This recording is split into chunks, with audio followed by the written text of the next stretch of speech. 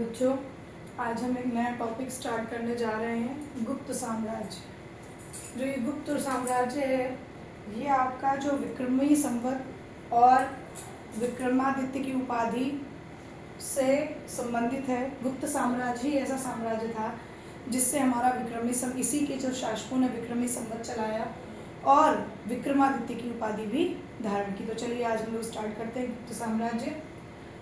पहली बात तो आप लोग ये समझिए, ये गुप्त लोग थे कौन।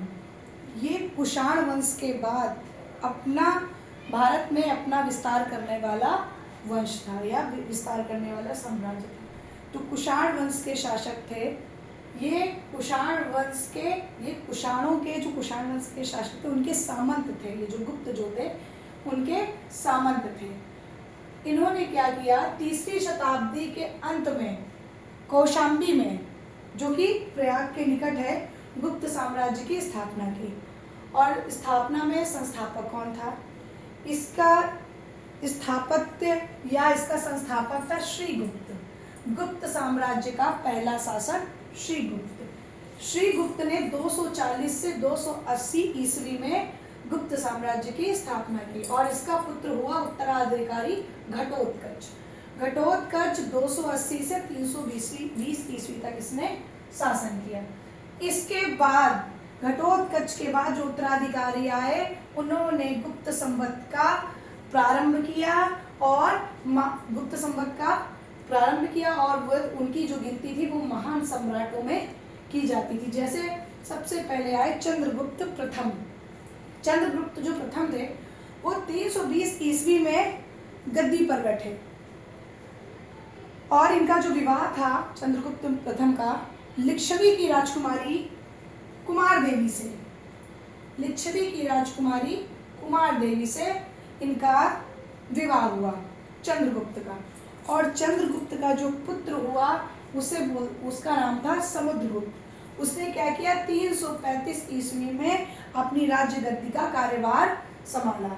और समुद्रगुप्त जो था, समुद्रगुप्त का हमारे भारतीय इतिहास में बहुत ज़्यादा योगदान है। समुद्रगुप्त को जो एक ऐसा शासक हुआ जिसको कई उपाधियों से नवाजा गया, यही कई उपाधियां इसने धारण की। और समुद्रगुप्त ने क्या किया, 335 ईस्वी में राजकाज संभाला। और जो समुद्रगुप्त था ये शुरुआत से ही विष्णु भगवान का उपासक था। तो इसे क्या कहते थे, भारत का नेपोलियन भी समुद्रगुप्त को कहा जाता था।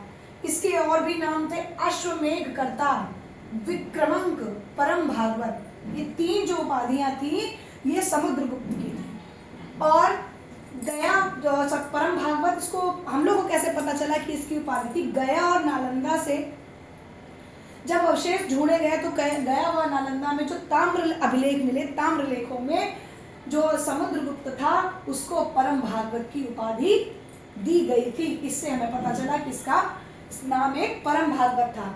और ये ऐसा प्रथम गुप्त शासक था जिसने परम भागवत की उपाधि ग्रहण की।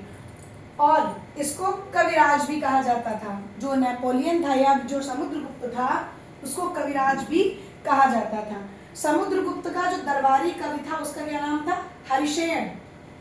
समुद्रगुप्त के दरबारी बहुत सारी क्वेश्चंस बहुत पूछे जाते हैं। समुद्रगुप्त के दरबारी कवि का क्या नाम था?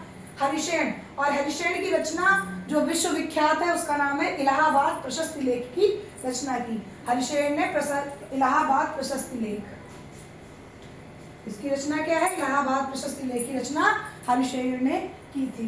तो बच्चों, अगर आपको ये वीडियो समझ में आया हो तो ज़्यादा से ज़्यादा सब्सक्राइब, लाइक, कमेंट, शेयर जरूर कीजिए।